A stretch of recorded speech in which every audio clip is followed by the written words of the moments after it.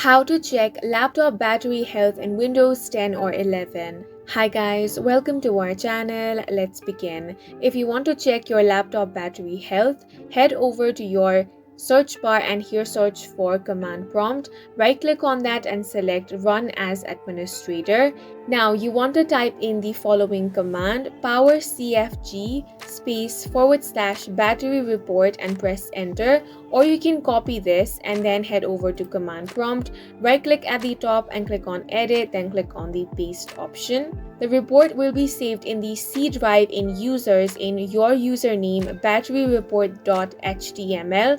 View the battery report. You can open the file explorer and navigate to the location, then double click on the batteryreport.html to open it on your browser. And that's it for this video. If you found it helpful, please make sure to hit the like button and subscribe for more videos like this.